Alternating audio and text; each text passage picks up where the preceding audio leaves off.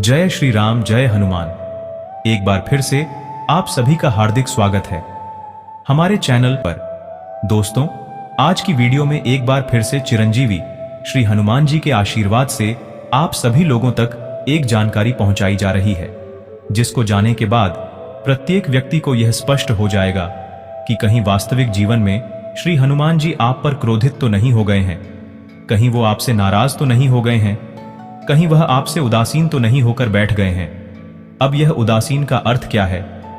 श्री हनुमान जी हर उस चीज को अनदेखा करना शुरू कर देते हैं, इग्नोर करना शुरू कर देते हैं जो उनके भक्तों के साथ वास्तविक रूप में घटती है। इस चीज को करने के लिए श्री हनुमान जी बहुत सक्षम हैं। एक उदाहरण देते हैं।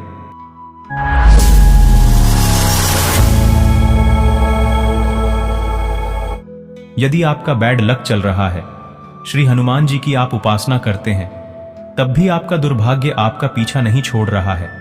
इसको कहते हैं उदासीन होना।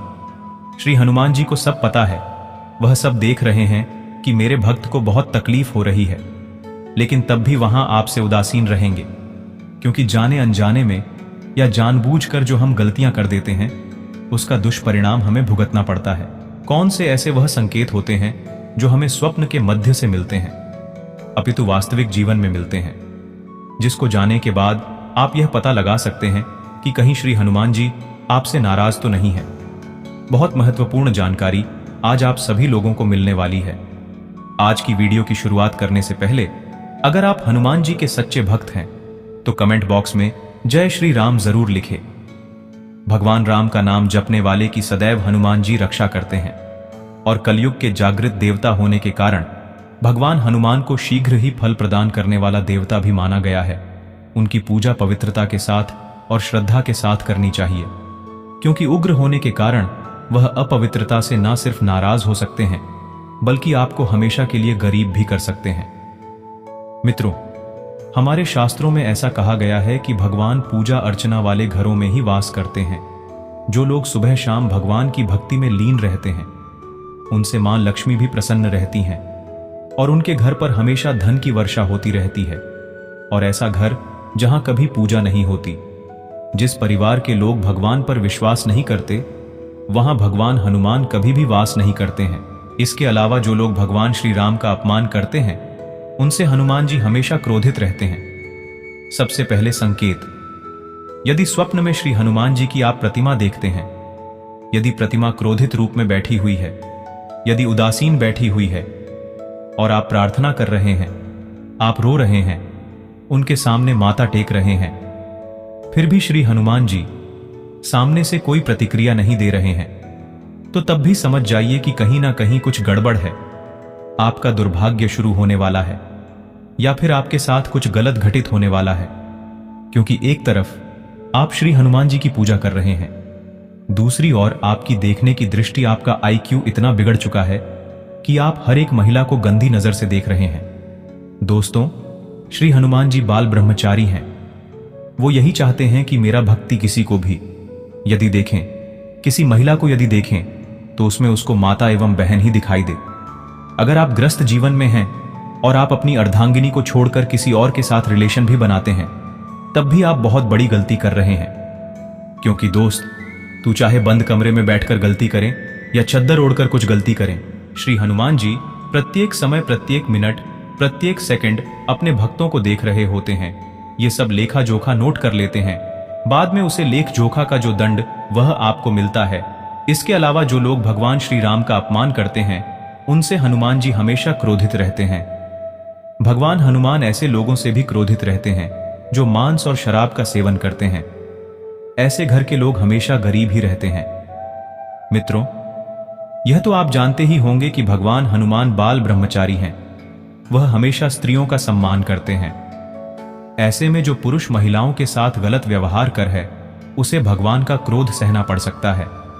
इसके अलावा जिस घर में पुरुष महिलाओं के साथ मारपीट करते हैं, उनसे भी हनुमान जी हमेशा क्रोधित ही रहते हैं।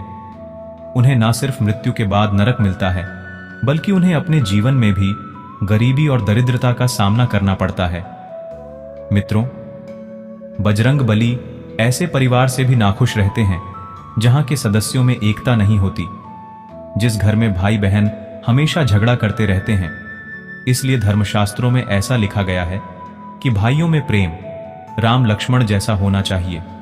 कहा यह भी जाता है कि पवन पुत्र ऐसे घर में कभी वास नहीं करते जहां गंदगी फैली हो और जहां जानवरों की हत्या या फिर उन्हें कष्ट दिया जाता हो।